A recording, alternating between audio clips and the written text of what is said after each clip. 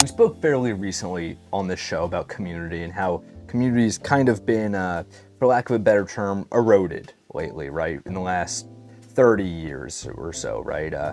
I think, though, I would like to say that there's almost a process of dehumanization that's come along with this. I'm using dehumanization here very inaccurately. I just want to get that right off the bat. I think that's important to recognize here.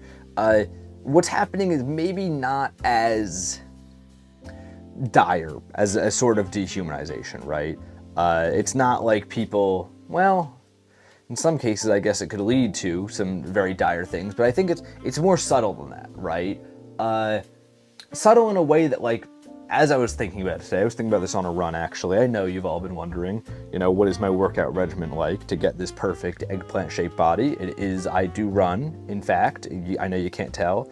I was thinking about it on my run today, and I think that the subtleties of the way we interact with each other that are so much more reserved than they used to be is genuinely like a scary thing. And I think it's scary not because of the fact that it's happening, but because it's happening and it's being so normalized. What do I mean by this? Well, I think this actually takes shape in ways that we see on a daily basis, which is why I think it's such an interesting conversation to have. We've all been in a situation before where you're with friends and you're talking about like who's gonna go up to that person and talk to them, right? We've all done this. I think especially when we were younger, but it's something that I've noticed no matter how old I've gotten over the years, which is not that old, but old enough, this isn't something that's 100% gone away. You know what I mean? I think there is probably, throwing out a random number here, 25% more social anxiety in the average person right now than there was 25 years ago. If I were to guess more, I think that number is probably far greater than 25%. But there's a degree of social anxiety here that I think is really interesting, right? Because there are implicit things that come with that social anxiety that I find to be horrifying if you think about them long enough. First of all, where does this come from, right? There's two main things people point to. The one is the thing that everybody points to that I hate because it's like the scapegoat for everything these days. It's like those damn phones. Everybody's tapping their fingers on the TikTok and the Twitter, and they're like, oh, like I can't talk to barista anymore. Like that's every person over 40 will tell you that's exactly what's going on. And when I was a kid, I would walk up to the guy at the corner store, and I'd be like, I'm gonna talk all day. And now you kids can't do that, and that's on you because you're on those phones all day. This is the scapegoat. I'm not gonna deny that this is a part of it, right? But I think it's very important to ask the question like, why is this a part of it? Because I would like to say, and you can disagree with this, but I do believe it to be true, that if you give people the opportunity to go outside rather than sitting on their phone, they're gonna do it. I don't think there's places to go outside that much anymore. This is exactly what I'm getting to. I live in a major city, right? I have struggled to find places where I don't need to spend money. Like I have, let me think, things that aren't people's houses, by the way. A space that's not a house and that's not like a restaurant, right? Because restaurants, of course, you can go hang out there anytime, but we've all been on the phone. I mean, this happened to me 2 nights ago. I call a friend, it was like 2 a.m. I was like, what do you want to do? I'm bored right now. And I was like, I want to go do something for sure. I'm bored too. I have $5 in my bank account right now. I'm waiting for the next check to hit. I'm like, same here. And then it's like, okay, what do we do? And that night in specific, we ended up going out and getting a $2 ice cream from McDonald's. A very great thing there. You guys should totally take advantage of that if you're not. But we know a lot of these phone calls also end with, yeah, I'll just stay in. And then you go on your phone, right? And then when that happens enough, it leads to something, right? Because socialization is yes, a feature that we all carry with ourselves, but also it's a habit to be exercised. In the same way that somebody who doesn't go on a run every day is going to have a tougher time going on a run. I know, like you don't run for 2 weeks, you go on a run, it's tougher to run, right? Talking to random people works in a very similar way. I know for a fact, like I'll be traveling somewhere, right? I remember I was in I was in England last year and I went to a couple small towns, right? By the end of that, I could walk up to anyone and I could talk to them, right? I could be like, oh, what's up? I could start a conversation, get what I needed out of the conversation, know where I need to go, and that'd be that, right?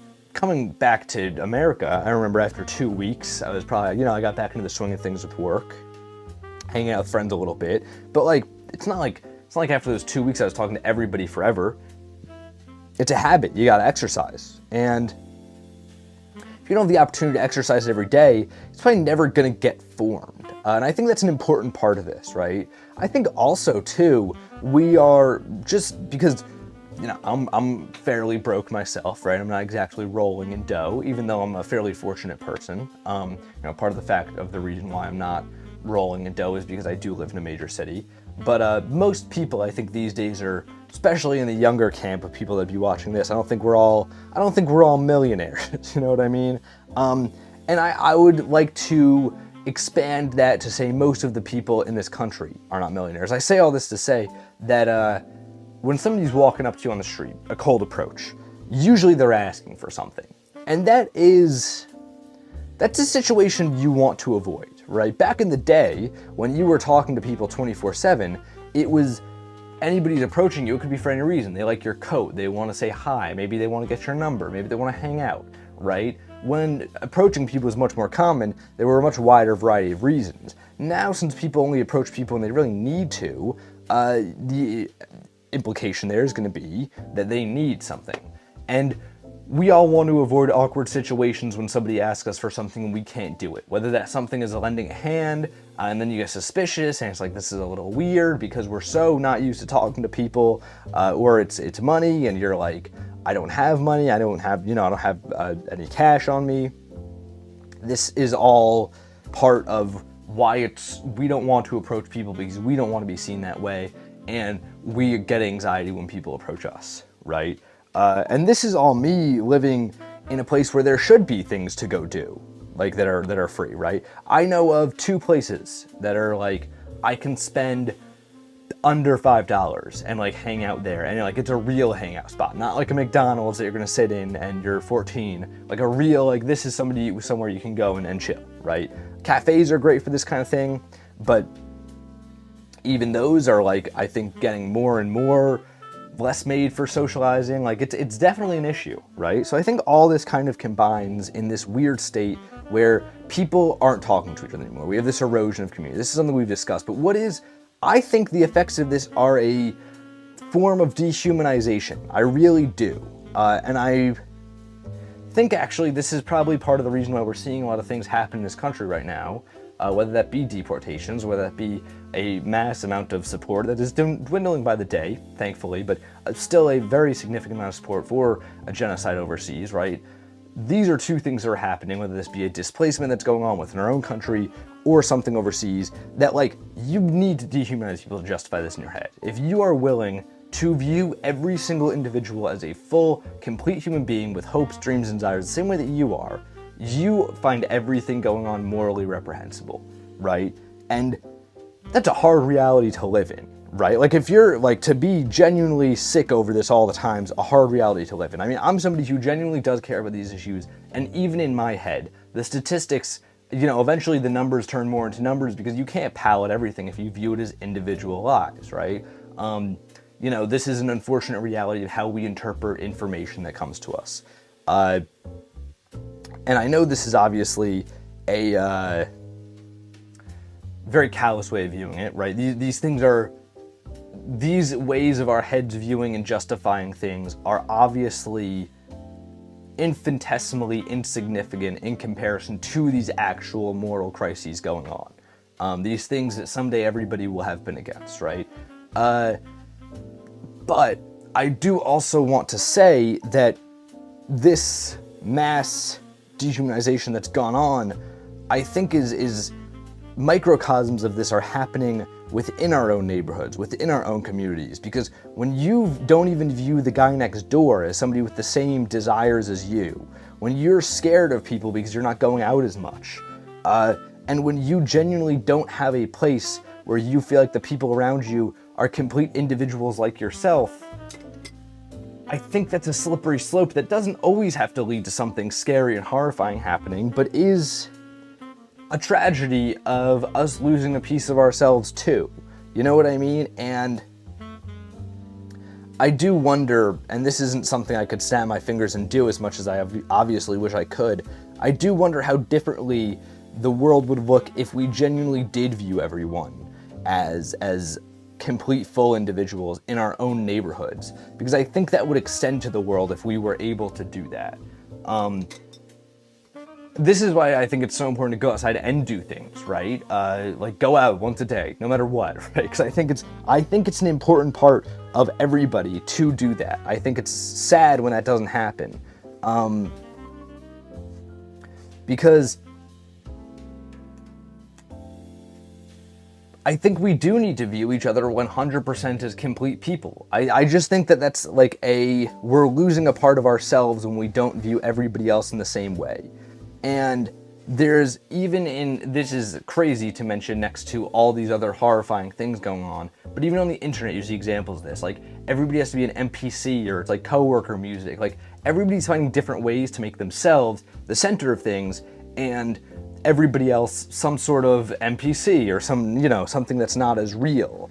And to an extent, I guess this is human. You're experiencing your own life. You're not experiencing all their lives. Of course, you're going to view yourself as more important, right? Like, I guess that's a fairly natural thing that happens. But I think we need to avoid all this, because I think it's scary that even if you're not viewing your next door neighbor as somebody you can go and talk to no matter what, how are you supposed to view the world as that? And if you're not viewing the world as that, how are we ever supposed to get to a better one if you don't even believe in humans as they exist? So, yeah, that's my take. I mentioned more serious topics in this episode than I ever usually go into.